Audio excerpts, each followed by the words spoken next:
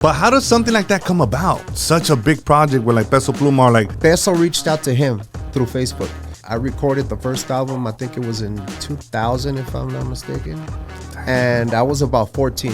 The studio burned down and the tracks were lost. That's something that I don't understand. Like, how do artists make money off of Spotify? You gotta be streaming big numbers. As artists, you like, fuck, I'm gonna blow up and I'm gonna be big and and it happens. But what happens when it doesn't happen? Yeah. This is the True Hustle Podcast with your host, JR. This is the True Hustle Podcast with your host, JR. But how does something like that come about? Like something like such a big project where like Peso Pluma or like you guys are the ones that met him, or how does... Mire, yo creo que nomás se dio porque se dio. At the end of the day, everything has something to do with what's happening, you know? Mi hermano Jesse, que en su tiempo I could say he was a superstar porque me tocó vivir momentos donde no cualquier artista lo ha vivido, ¿verdad? En ese entonces was Convention Center Tours. He won a premio at the Premio Lo Nuestro, que en ese entonces casi era pura música de salsa, así, you know, de otros, de Latinoamérica. So the regional wasn't pretty popular. ¿A qué me refiero de mi carnal Jesse? Que él fue el que... Peso reached out to him through Facebook. Peso parece que estaba en ese entonces like out in New York. He had already done high school in I think in Texas, and then he went out to New York para chambear. Okay. Y he reached out to my carnal. Mi otro hermano le llaman Big Worm. That's why his label's Worms Music, y la otra es Cartel de Los Ángeles.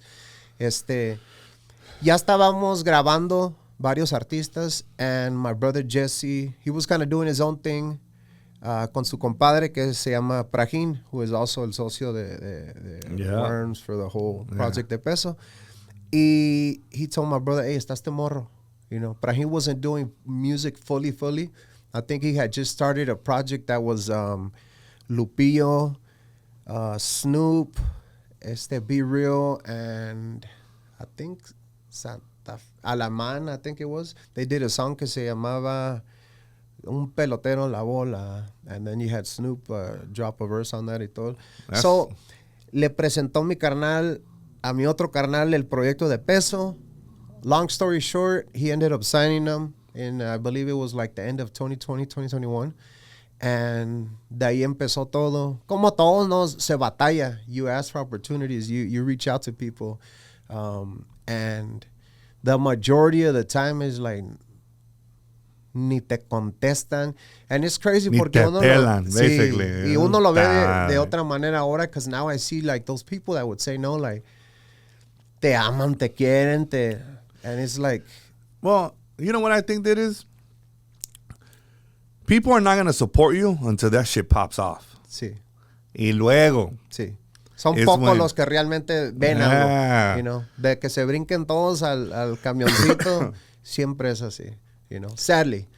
But and as an artist, I mean, whether you're doing whatever you're doing, I think that having that honest and loyal support from the beginning, that's huge, you know. Es lo más chingón. Huevo, you know, because they were with you since the beginning. Sí, man. Everybody wants to nobody wants to help push the bus.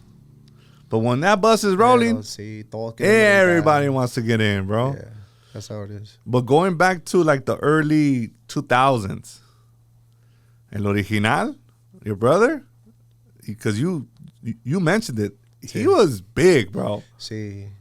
He was one of the ones. Yeah. Well, I remember because I used to bump Gavilancillo, your brother, and then there was other ones that were coming up. Sí. Pues yo también era paisa, compa. Había muchos, and I think, y yo lo menciono porque, como les digo, en México nos tocó vivir like shows of like 76,000 people, and me acuerdo en Mazatlán, that is like, you would see so much people like, damn, what the fuck, y todos coreando las canciones, like, those were badass moments, que por eso me atrevo a decir que en su tiempo, you know, he was doing it, you know.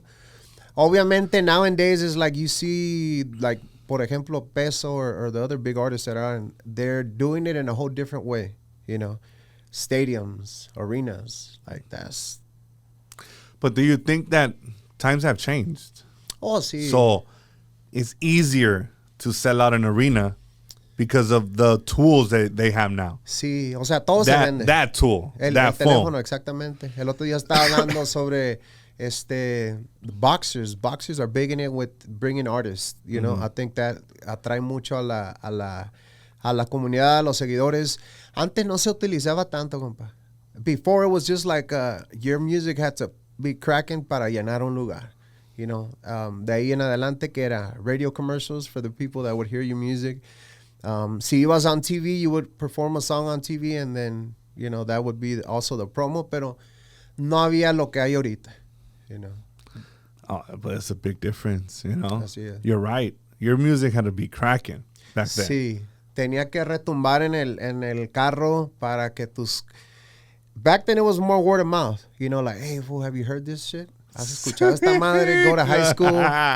Te piden el disco, nunca te lo regresaban. You know, like, eso era la manera de antes, la promoción, la gente. And let's back it up a little bit. How did your brother get you involved in music? Who took the initiative? You told your brother, like, hey, carnal. Ni yo ni mi carnal, mis jefes. Okay. No way. Parents, yeah. I say it that they were the old school. They seen an opportunity and they were like, you're gonna do it. No era de que, porque en ese entonces yo escuchaba más like Eazy-E, you know, Snoop, Dre. Era. So that's what was cracking. Sí, yeah. a huevo. In the 90s? En el tiempo que salió la de Real Motherfucking G's with Eazy. Oh, yeah, in the 80s, 90s. Que estaba una madre que se llamaba The Box, where you can order the videos and play the video over and over. Sí. Damn, pues estamos viejos. Sí. So my parents were like, look, your brother's recording. There's an opportunity for you to go in the label, like you're going to sing. So they would pretty much drag me back then from my girlfriend's house to the studio to record. And I recorded the first album, I think it was in 2000, if I'm not mistaken. And I was about 14. The studio burned down and the tracks were lost. So I had to fucking go back and record another album. And back then there was no cloud. Yeah, there's no cloud back then, homie. Exactly. So fuck, se perdió todo. You know what the crazy thing is, though, is that was the album de Jorge Casares. So if that album wouldn't have burned down in the studio, then I probably wouldn't have done Jorge Casares. Y fue el primer disco que saqué. Do you think that's the one that put you like on the map? Definitely. El que me puso en la mapa, el que me dio de comer, el que me compró mi primera casa a los 16 años. Like, I was 15 when it came out. By the time I was 16, ya llegaron los cheques de royalties. Yo no sabía porque my parents were pretty much the ones that were signed, you know. Since I was a minor, they would receive the checks. And then at 16, my girlfriend got pregnant. She was going to turn 18. Young, yeah. She was going to turn 18. She got pregnant. My parents were like, well, with your money, we bought you a house. So, you know. Smart parents. Yes. Man, shout out to your parents. I always tell them, and I appreciate what they done, because that was like a head start in so many ways. You know, yo tal vez I would have spent the money on jewelry or other things. Because you're young, you know? Like things I never had, you know, shoes, jackets, whatever. But yeah, they took that money and they purchased the house for me, my first house, and you know, de ahí era, obviamente we had to like keep hustling. Yeah. But life gets hard, and for some time the music stopped producing for me. So it was either sit back and be one of those artists that say like, no, I'm an artist, I can't do that. Or fucking just go with what I was taught, which was hustle, grind, cut yards, whatever you got to do to make ends, you know? So I started doing other things. But I think that period of time of me doing music was from I was about 15 to 23, 24 is when I had to stop. But it was a good 10 years. How hard was it to say, you know what? Because it is hard, you know? It is hard. And to accept that shit, I got to stop for a little bit. I got to grind. I got to do X, Y, and Z to provide for my family. Exactly. I compare it a lot. I don't know if you've heard of the type of life that an ex-football player has after they've left the career, and how they go into depression and all that. For me, it was the same shit. You know, I was used to being on stage at 12 midnight, 1 in the morning. And me being at home, just thinking of being on stage. And I would I think during that time when I stopped doing music, social media had just started. It was the MySpace, so you would see like the other artists performing. And I would be like, fuck, you know, I'm not on that. I'm not doing things, you know? Yeah. So it was hard.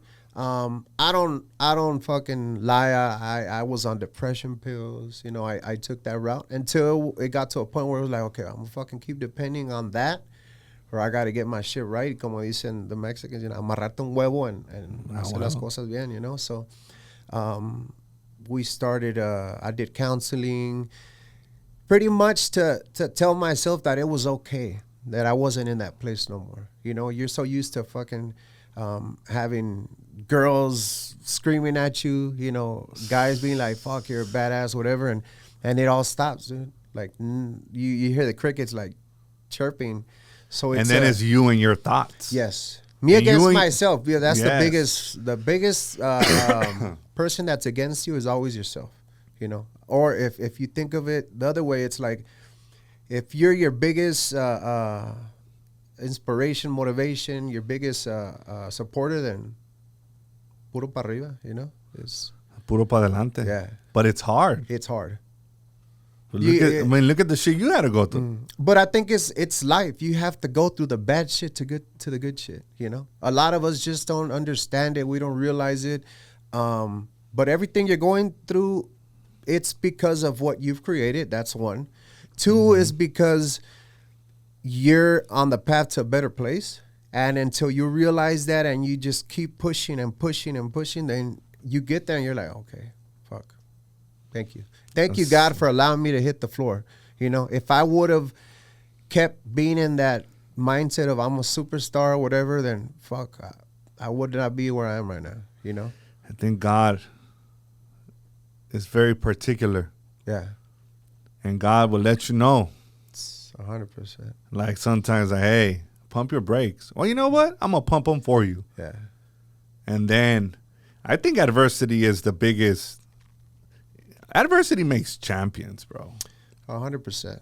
100%. That's what I think. The biggest successful people that are out there, they're going to tell you, like, I had to fail so many times to get to where I'm at, you know? Like, it's a must. My brother, who's the boss, the Worms Music Cartel, he also does, he has Techno State. That's another record label.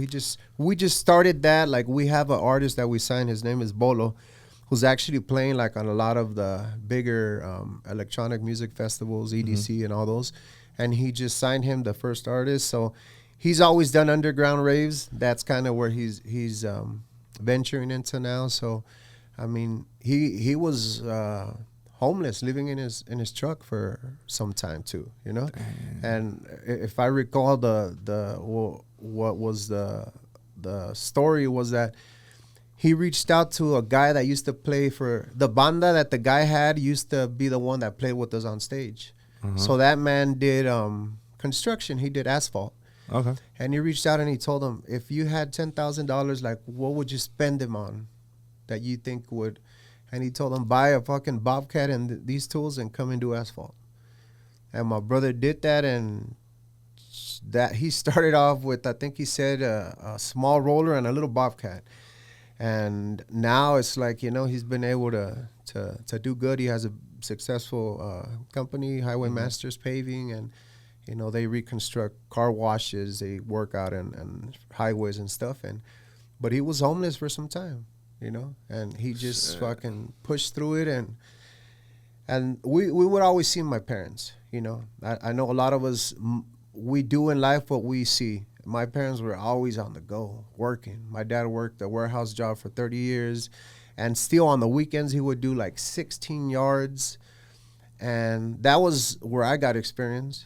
And shit, all I got paid was like a burger. Like, yeah, I'll take it to McDonald's, but not even full half and half for you and your brother. Reparte. So I think that's where we got the push. And then other things, seeing my mom go through cancer and fucking not giving up, you know, like those things that break you are the ones that make you into what you become.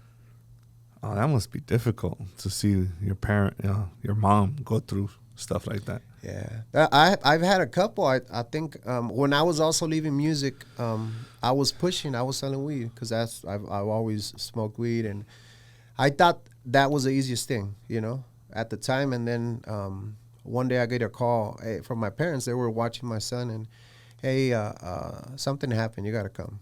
And my dad is like that typical Mexican. He's always never heard him cry, seen him cry. And he was crying, and I was like, fuck, something happened. Oh. So I pull up, and my parents had a water fountain. Then the top part was sitting on the middle part.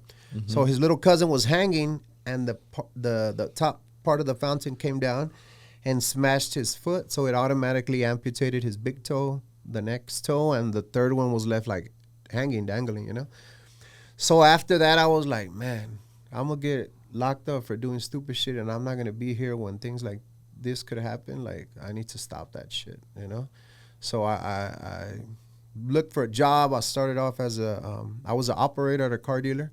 Okay. I was like, hey, this is George. I can help you. Welcome to Mas Brothers. How can I direct your call? And they moved me up to do like accounting. I did that for a couple years. Got nowhere because I was like, damn, at that time I was going through a divorce. So child support was beating me up. I was like, damn, that shit just ain't that's easy. That's a real hit right there. Yeah. But I always thought, and again, I go back to the same thing. I think we all put ourselves in the situations that we go through. I was doing the music, so growing up, I wasn't attractive. I didn't have girls. I didn't have nothing. Era el gordito que me sentaba ya solito a la orilla. So when you start doing music and you're getting that attention from girls and shit, you wild out, That's the truth, though. See, it's the truth, Yeah, de grande, some people get it, some people don't. You know that one day you're going to be old, and if you don't have someone that's going to be there solid for you, then va a estar cabrón. Yeah, but I just think at that particular point in your life, you were young. Imagine going from being the quiet one to all of a sudden fucking girls throwing panties at you. Pretty much panties and bras and that shit is crazy, bro. Going to Parral, Potreros, all those. Rodeo. Sí. Rodeo was like the upscale one. Ándale, the baddies were there. You know what I mean? Imagine. Sí. So, I mean, I'm not condoning it. I'm not saying it's okay, but I'm just saying it's part of being young. So, yeah. And there's nobody to blame but you. Sí, porque mi jefe no era mujeriego. I never see my dad being with other women. It was just like that could be considered a drug. Women could be a drug. For a lot of people, like a lot of dudes that I've known, they've gotten into trouble because of women. They could cause a lot of problems on me. Luckily, I believe, I grew up. Now I'm a grandfather. I have a 2-year-old grandson. My daughter's 22. My son's 17. So I did things fast, but I thank God they happened that way because, I am who I am now. Like I 100%. It's about working and not expecting things to be handed to you. Showing my kids that it don't matter how old or how down you are, like if you fucking work at it, you pick yourself up, Bars right there. See? But let's go back to, you say you're a grandpa, dog? Grandfather, yeah. You're probably the youngest.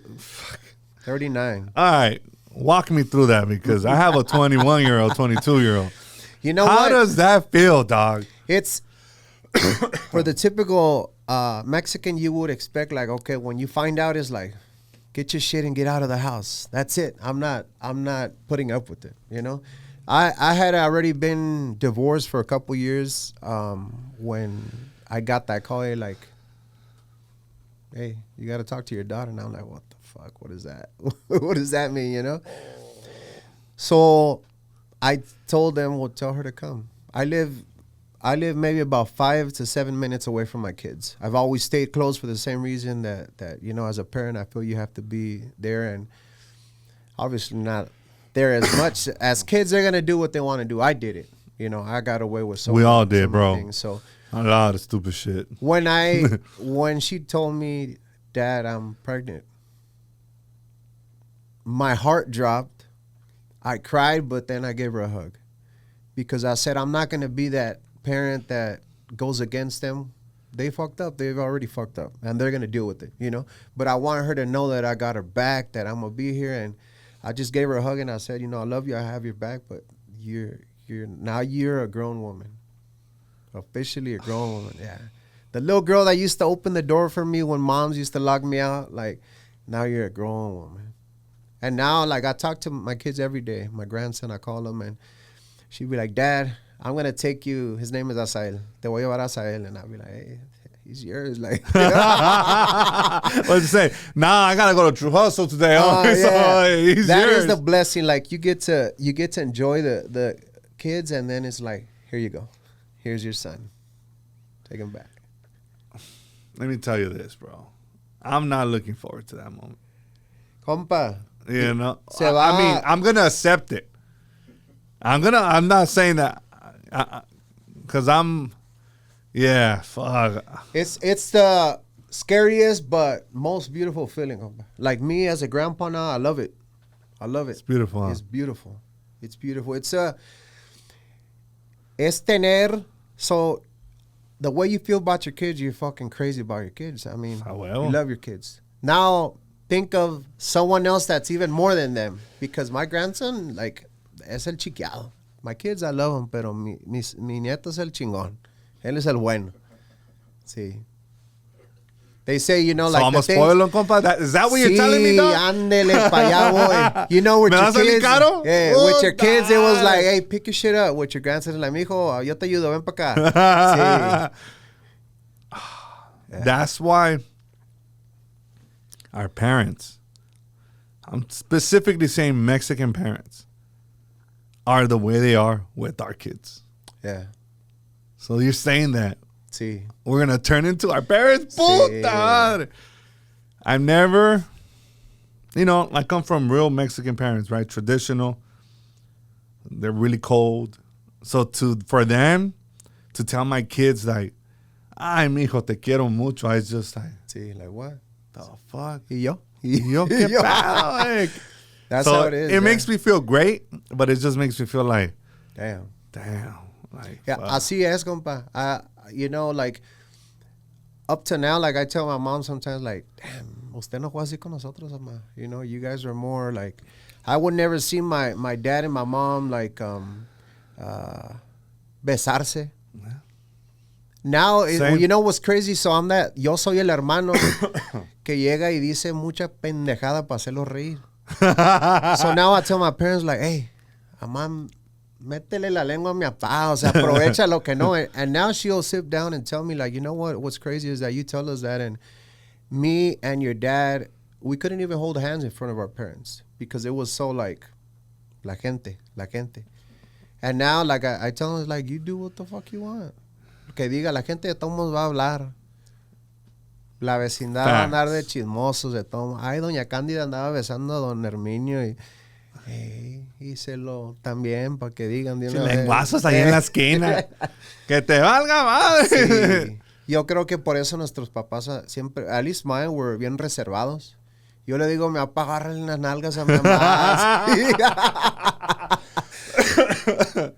Same. Yeah. Same here. It's dope when you find someone like a partner. Yo ya llevo 2 años casado, me volví a casar. Pensé que nunca me iba a casar. Congratulations, compa. Y me casé y es bonito cuando llegas a madurar y ver las cosas diferentes. And like I reflect a lot on my parents now and that's dope. If you can find someone, my parents have been married over 50 years and yeah, my mom es cabrona y le pinche viejillo ya ni me saca paz.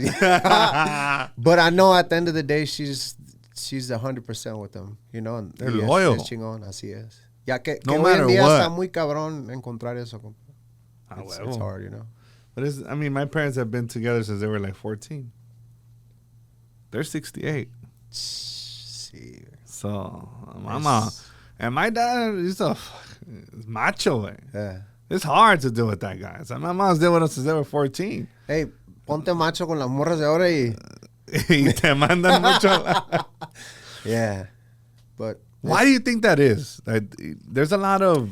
It's changed, huh? I think girls probably, and honestly, just got to a point where they said, "Fuck it, we're gonna do it too." They got tired of. Yeah, they got tired. Like even at that, seeing their tias, their moms, their abuelas get treated by, it's they learn. I think that Y usted me a lot of cortarle bien rápido. Usted me va a decir que usted va a permitir que un cabrón trate mal a su hija. No, mándala a la chingada. Back in the day, it was like, va a haber balazos hey, o a putazos. huevo. Nah, before it was like, no, you just gotta deal with it. Like.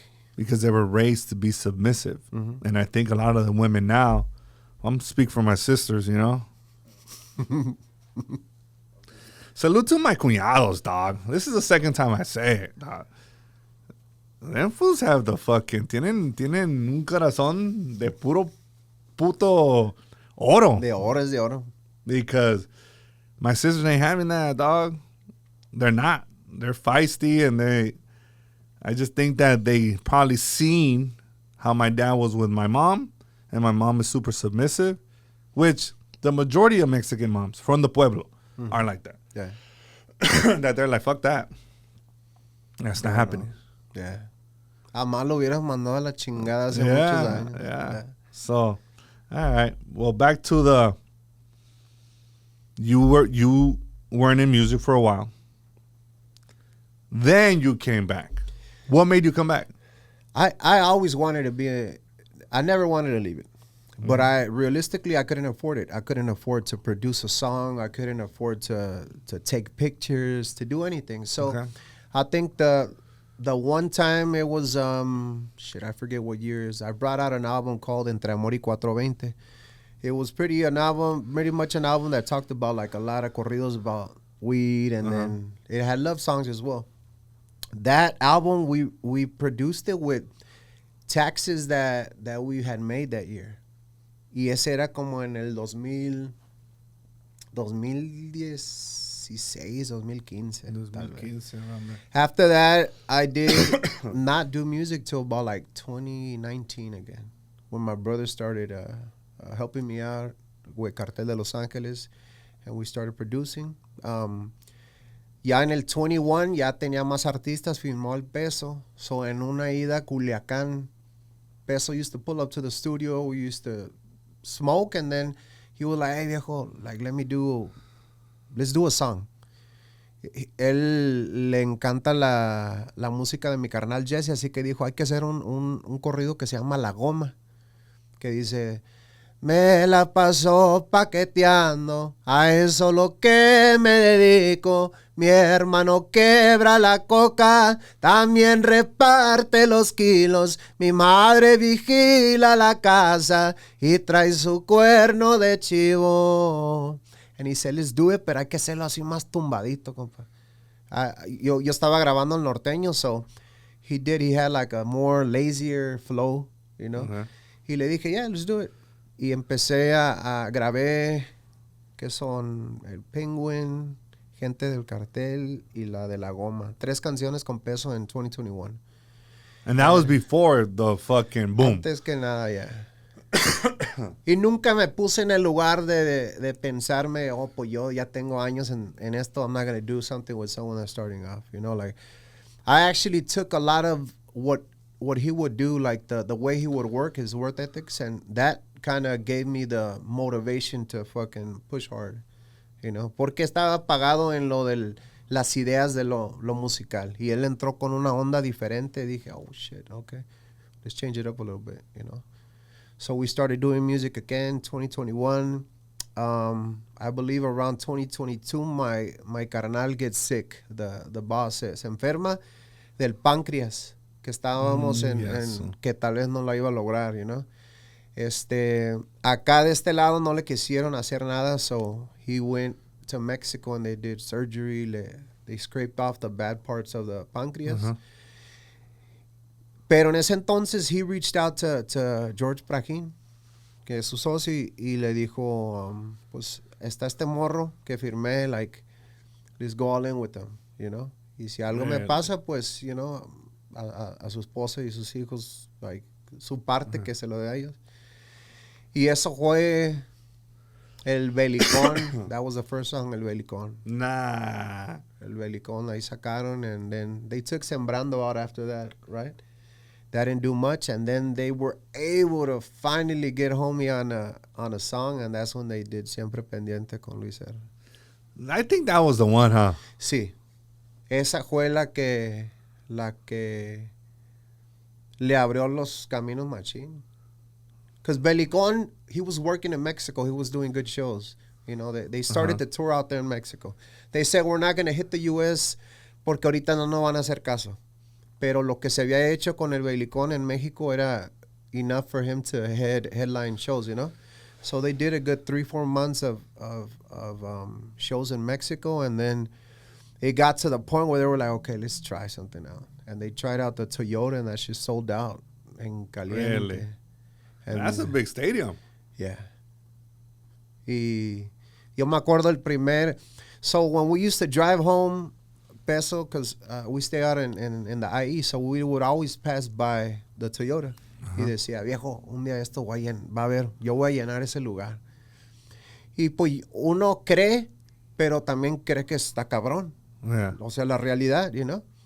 So that day that he performed there, I was actually with him. I was driving him. Habíamos rentado una Bentley truck, and I was driving him out to the Toyota, and he taps me. He's like, viejo, you fucking remember when I would tell you that we were going to fill this shit? And y lo llenó.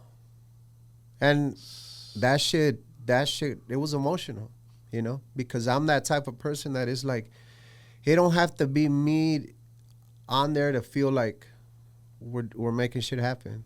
You know, es un equipo, y cuando realmente es un equipo, then aplaudes el que está arriba. I went to it. Yeah. Well, I went to one of them. Damn. ¿Cuál era? Ese día sí se atrasó todo. It was a güey. Saturday, I think, or Friday. I went to a Friday show.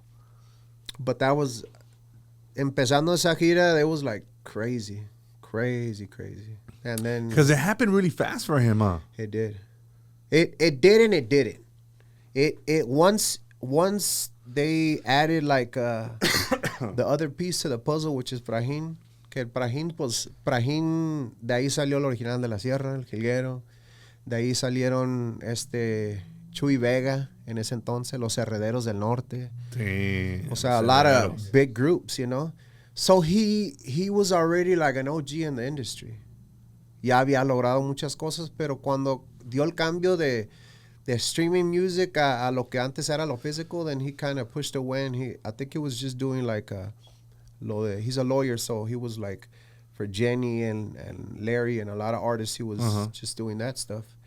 And when they added Brahim, it just, you know, mi respeto para el viejón, ¿sabe? Oh, so he's a lawyer. Es abogado, He knows. viejón, sí. Y una persona honesta, viejón. In this industry, it sucks the way that people are, you know. Everything is for advantage. Lo que pueda uno aprovechar. Y él es de esas personas que es ley. Really? Y por eso él y mi carnal, pues, se dirán, son como uña y mugre. It's dope when we go out. The other day we were at un evento de Patron. They had Tito, Doble P there. And se presenta para aquí y siempre dice, Herminio es mi socio, you know. Y eso es grande, la neta. That's huge. Sí. But that says a lot about him. Exactamente. No es come solo, como dicen por ahí, you know. It's like, that's... Come solo lo más feo. Sí. Ahí en la esquinita comiendo solo. Mejor traer a tu gente para que coman Todos, contigo. Aquí hay comida para todos. Sí, a huevo, güey. Suficiente. No se trata de hartarse, pero estar bien, you know. Que se llene un poco y luego que todos los demás coman también.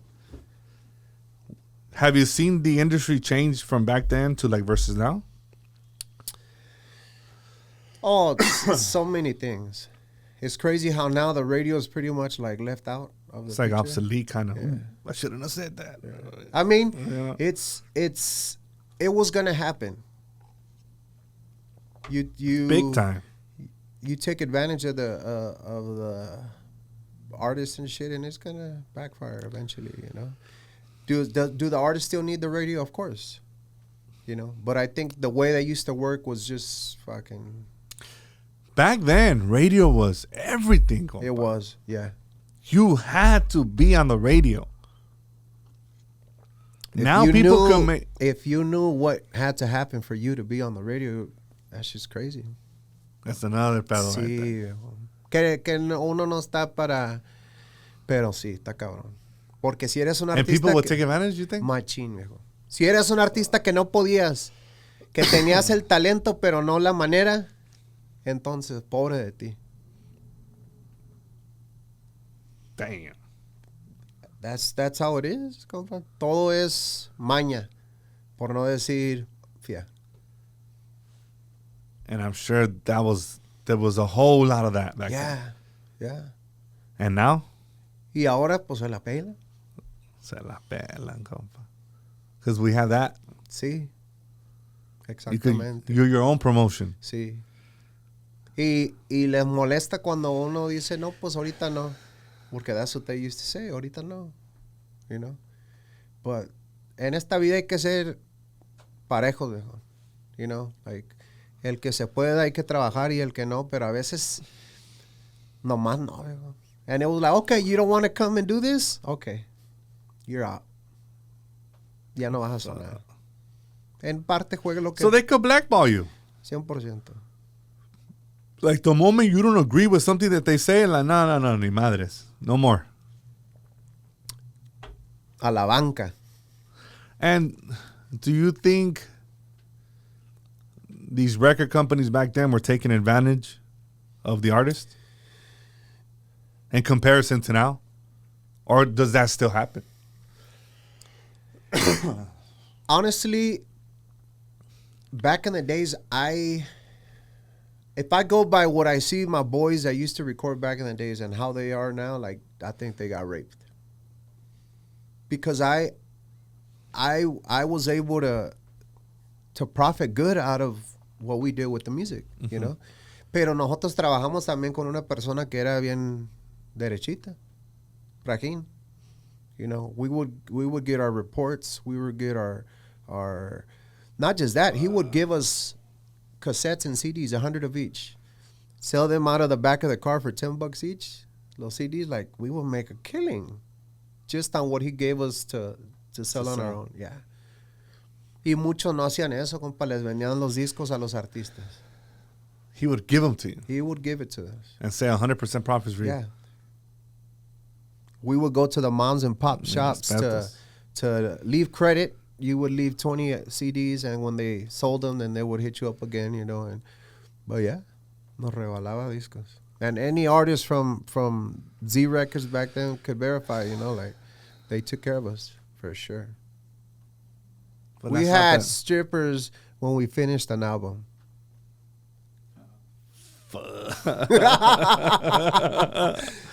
Shit. And now? No, pues grabamos y ya es ganancia. Yeah. Hey, no more strippers. That's good. No more.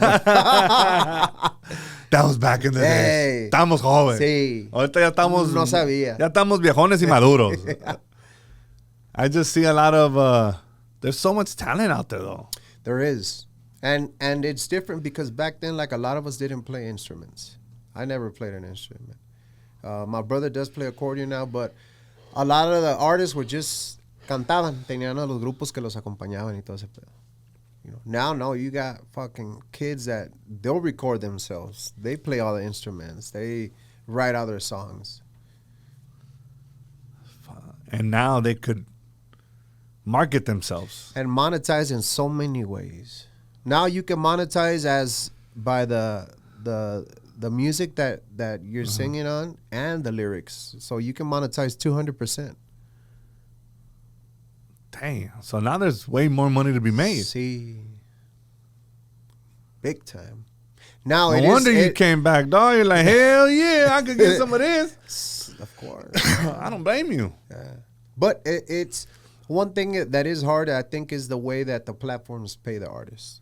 Because I think every stream is like a 0.006 or something like that. That's something that I don't understand. Like, how do artists make money off of Spotify and that type of shit? You gotta be streaming big numbers, I feel. The artists that are doing like the Billions Club, you know, those artists that hit the billions in streams, they're making Pretty good, man. That's crazy. This episode is brought to you by the JR Group, located in the beautiful city of Downey, California. If you're thinking about buying, selling, investing, or refinancing your property, go ahead and make sure that you connect with us via Instagram. Follow us at JR Jimenez RE. Go ahead and send us a DM and let's connect. But right now, my health is the most important thing, man. Sí, a huevo, 100%. And like we were talking earlier, like you went through your scare. Sí. Like, do you think it was just COVID that did a lot of damage, or No. we're just getting old, compa? Like, which one is it? ¿Sabe You qué know? es? Y mucha gente tal vez no lo... O sí. The stress we put ourselves through, you know? Stressing over shit that maybe at the moment hasn't even happened yet. But we overthink things, you know? During that time, obviously, it was the COVID, so work was slow. And when you start having problems where it's like, damn, I can't do this no more because it's slow. You start kind of like building stress on yourself, you know? But if you allow it to get bad, those are the consequences. My dad had a stroke during that time as well. And my parents and I, we live in the same house. So as my parents are older, I thought that the responsibilities were more like me helping them out. So like that was stressful. And yeah, my dad getting sick, that was fucking bad, you know, where he had like a full paralysis as well on the right side of his body. But do you think he had a stroke because of stress, or I was think it? as well, yeah, because he was Yeah? going through some stuff. And yeah, 100%. And you had one, or you didn't have one. You just had like A facial paralysis, yeah, which is it supposedly it was due to a bacteria or something. It's called Guillain-Barré. So I had the pneumonia. I had pneumonia for almost So did I. a month and a half, and that alone, like, it beats up your body. Like, you feel like you've got hit by a car and you're just like, fuck, I can't do nothing, I can't move, taquitas, todo. Compa. I went through that shit. Yeah. I went through that shit tough. That's why he's like, yeah. Yeah, it's crazy. So after that is when I was saying that I went downstairs one day to take my meds, and I popped the pill, and I started drinking the water, and it came out of the side of my mouth. So I was like, what the fuck? I thought maybe I'm just still half asleep. It was like 3 a.m. I went back upstairs, and I was like, whatever. That morning when I get up, like, my eyesight is like bad, and then my face was kind of droopy, so I was like, what the fuck? I go to the emergency room, they do tests, MRIs, no, you're good. So I said, I'll go back, I just need to rest or something. A couple days later, my right side of my body started getting bad, like it was weak. Dije, no, está cabrón. La neta dije, no he sentido en 2 días que se me pare. Ya me dio miedo. That shit ain't normal, you know? I went again to the ER and nothing. So then I was like, all right. Then you start thinking like, okay, what the fuck? I need a limpia. Me están haciendo brujería. Un loco a los pinches huevos. Nos vamos a correr una pinche Me limpia. pasé los huevos, la ruda, everything. And nothing. Not getting better. So I went back to the doctor. However, the doctor was actually at capacity during that time, was COVID. So they said no. I talked to my doctors and they said, look, go to a county hospital and we'll cover it, because of the issue with the hospitals being over capacity. So I went, they did a spinal tap. I was telling you earlier that the dude was training. That was his first day doing a spinal tap. And that fool hit a nerve that hit and my ass jumped like, what the fuck? That was bad. They took out the liquid from my spine and they found out that I had an infection. So they treated me with some antibiotics that felt like any time that I would have to start the process of the drip, I would start throwing up. Me vomitaba por lo fuerte, y like it was bad. I was in a hospital for about a month and a half, por eso. Y hasta que yo solito dije, me aguanto los tratamientos porque le dije al doctor, I don't want them no more. They're fucking, I don't need, if I eat, I throw up, and I still throw up again when you do this drip. Like, no. So then I kind of sucked it up and said, no, I got to fucking get up. I got to get up and start moving myself. And I would get up and walk a little bit. I felt like a pirate because I had a patch on my right eye because the light would give me headaches. Fuck. And then I tell the doctors, the drip is good. I'm able to see good. Let me go.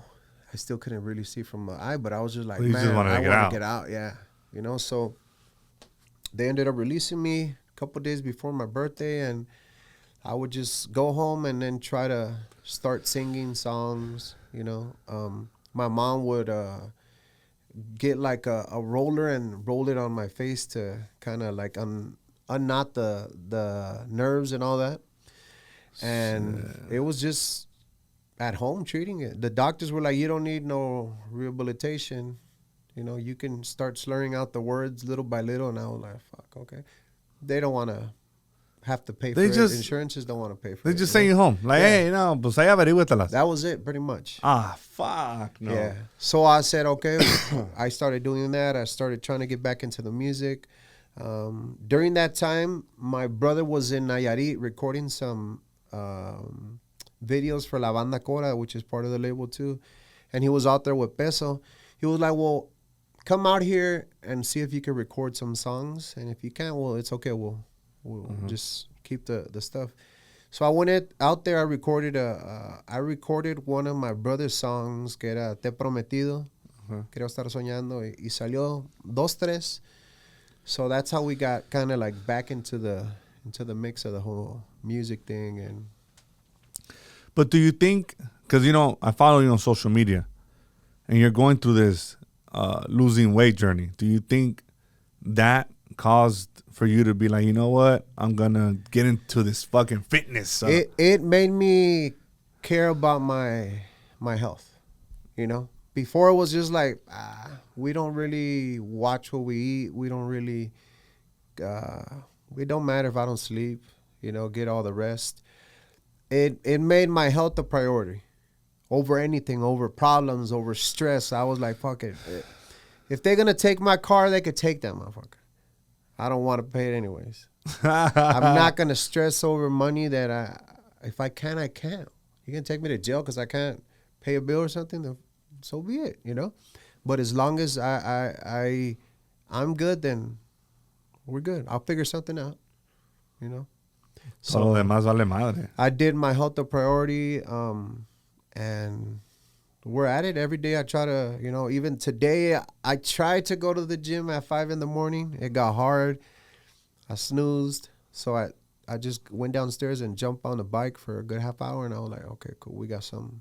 But every day I try to. It helps me get started with whether it's if I have meetings, if I have to go to the studio, it gets me on the right path. I think we all have to do something that we're not happy about doing, but it's discipline. It's prioritizing things that are important, you know?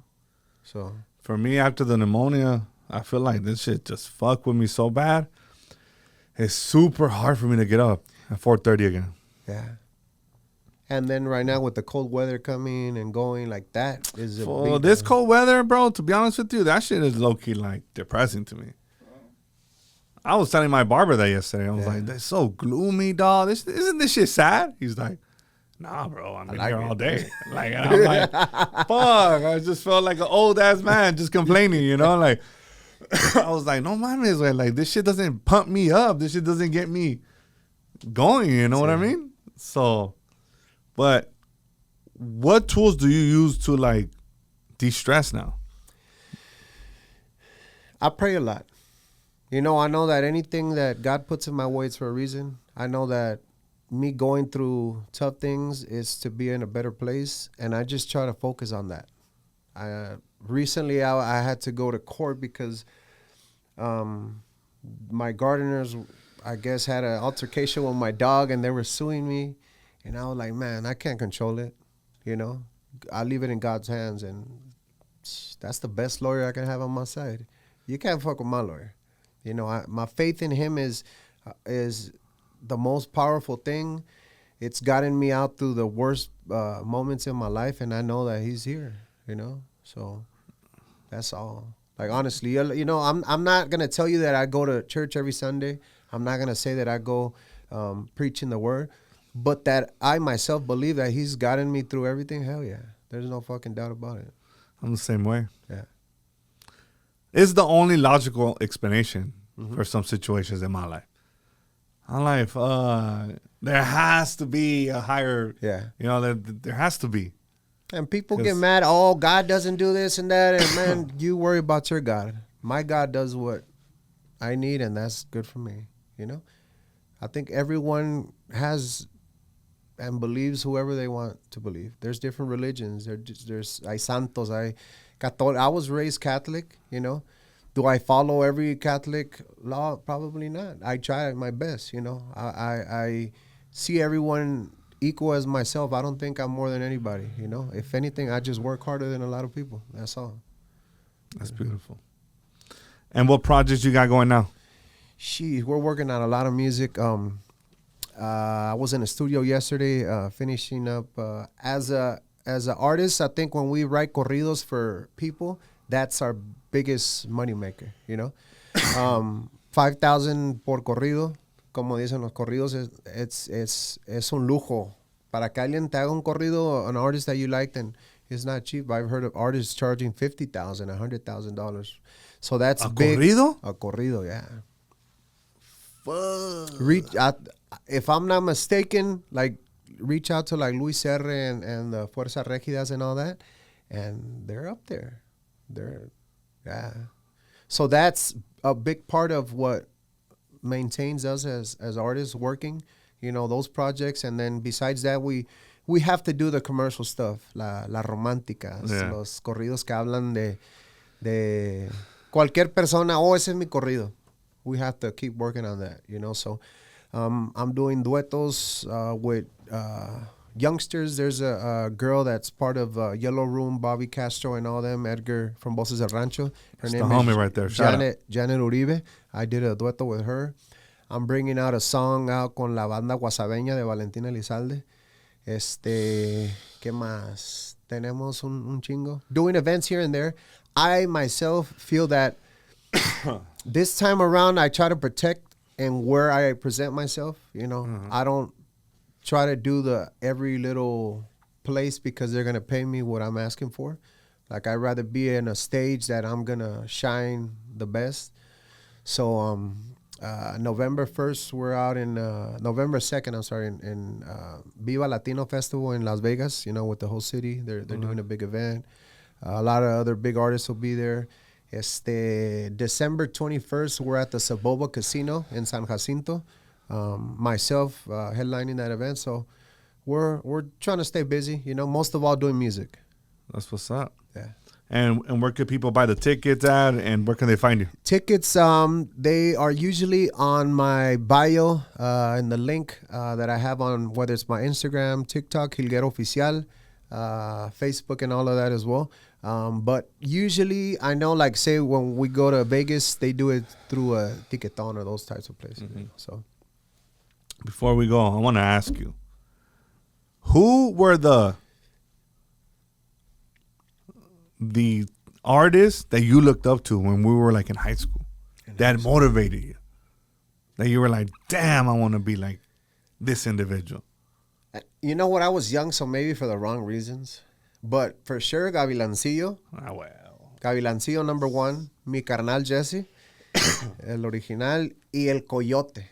Y el Coyote, ¿por qué? Porque yo decía, si ese güey pega y canta perro, o sea, el Coyote tiene su voz, ese no se compara. Mi mentalidad decía, si mi compa está gordito, pues yo estoy gordito, ¿por qué no puedo pegar también? So I admired him a lot, porque mucha gente go based off of your image. Oh, está muy pasadito y no la vas a lograr, you know? But por esas y otras cosas siempre admiré mucho el Coyote. And who do you bump now? Now, 100% like the Peso. That goes hard. Y me mandan música que no ha salido, so tengo rolas que yo escucho antes que salgan y digo... Puro okay. VIP. ¡Ay! Sí, That's what's up, dog. pero sí. Y hay un chingo de talentos. Un chingo de talento. Me respetos para todos. I think honestly, if I would have an opportunity to talk to each one, I would be like, look, take a moment to let the kids know the reality of this business. How you should always have a backup. You know, because as artists, you're like, fuck, I'm going to blow up and I'm going to be big and and it happens. But what happens when it doesn't happen? Yeah. Do you want to be sitting there waiting and asking for help, or you want to fucking have a backup and be like, fuck it, I'm still good, you know? And sadly, I had to learn the hard way, and I appreciate it, but so you guys won't struggle so much, like always have a backup, always. And what advice would you give them to the ones that are making shit tons of money right now?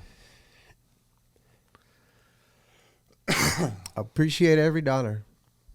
Every dollar. Porque van a llegar los momentos when you're like, fuck, remember when I had that and I didn't? That's right a now, fact. you could, every fucking dollar. Sometimes we don't even, when you're in that position, you're like, oh no, keep the change. And then there's times where you wish you had that change back. Be really smart with it, huh? Sí, 100%. Always, the most important thing is get a place where you're going to be able to rest. Where you're going to be able to go if you have those stressful, depressing days that you're able to rest and you know. And I think artists think that this is going to last forever. I thought of it. I never thought that I would not be singing out every weekend. I used to go like that and think like, oh, damn, forever. I'm good. And fucking, when you get slapped with reality, it's like, fuck, the fuck it. Not just that, remember what you asked for. We would take off on Wednesday nights and get back on Monday nights. I would say, damn, I pray to God we don't work so much. And when that steady money stops coming in, you're like, fuck. But that's when the plan B kicks in. Yes. If you're ready. If you're ready. Yeah. For a long time, like I with the money that my parents gave down for my first house, my house payment was $538. Ah, Sí. no manches. Taxes and insurance included. Sí. O sea, vendía una chingaderita de lo que vendía and I was good.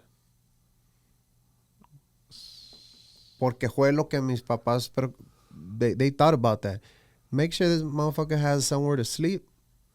So when he doesn't have this money, he won't be struggling, you know? Oh, your parents blessed Yeah, you, no, bro. they're angels, you know? Saludos, man. That's fucking dope. I wish more parents were like that. No. Aquí vas a hacer esto This is how it porque is, yeah. They were strict. when you're on cloud nine, you don't see nothing else, dog. You're like, aquí, I'm going to stay here. I'm comfortable here. Yeah, but eventually, Yeah. My things brother was a start- little bit more wilder. Like, he was like, nah. Because he was 17. He was like, nah. He bought the yachts, the cars. He flew out the girls. He bought them the He did purses. the whole Yeah. He wilded out, you know? Do you think he thinks back like, damn, I should have done I'm that? sure, 100%. And I think back and I'm like, sometimes we think like, damn, why didn't I make it to his level?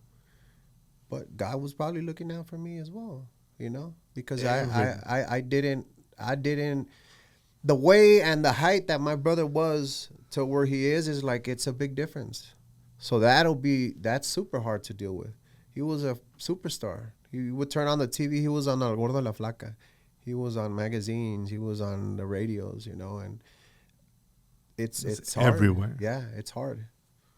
I think we tried to go see him once at fucking Rodeo. Ni madres, man. We couldn't get a table. The fucking line was like fucking. All the way out to, yeah. Fuck.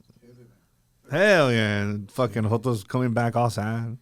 No, see, fool, you fucking broke ass fool, dog. We couldn't even get in, dog. Talking shit to each other, dog. Like, fucking $5, fool. Get the fuck out of here, dog. You know, I still remember those days, dog. But shit. Well, I'm glad that, you know, you're back in the scene and you're blessing people with new artists with knowledge, too. It's a what must. You guys went through. It's a must. Like, we have all those big bosses, the los jefes, and I think it's obviamente el negocio es negocio. El que dicen el que no tranza no avanza, you know, but if us as raza took care of our youth more and kind of guided them the right way, then things would be different, you know, so. It's time for a change. Exactly. And unity and being cohesive and fucking helping somebody out. Like you said, right? There's enough for everybody to eat. There's enough, bro. Enough. People can be, you know. I understand that. No, actually, I don't. I do and I don't. Because I think a lot of these kids, a lot of these people were raised that way. Like, no, ni madres. Bro, the more you give, the more you're going to get blessed with. Yeah. But it has to come from a good place. Yeah. What's that? Do the things without expecting anything. A huevo. The only thing the blessings, you know? That's the only thing that in return. I know God will take care of me always. So. A huevo. Y con eso, my brother Jilguero, I'm glad that you're back. You're making it happen. And I wish you nothing but success, brother. And I appreciate you stopping by. Likewise. I know, you know, like it was 3 months ago. I was like, compa, I can't do it because I was sick. But I know that we were going to make it happen. Y aquí estás, compa, y te deseo lo mejor, man. Thank you. The timing is always perfect. You know, things happen, and igualmente, qué bueno que esté. Oh, I feel much better, compa. And shout out to the whole True Hustle family. Aquí estamos. Yeah, vámonos recio. And we got to go to one of your shows. Yes, sir. I don't know about the Las Vegas one, because I don't think I could drive way the fuck over there. I don't like to fly that The much. next local one, le ponemos acá algo bien chingón. Simón, Machín. ahí estamos. Ya está, viejo. Dale pues. Thank you. We out.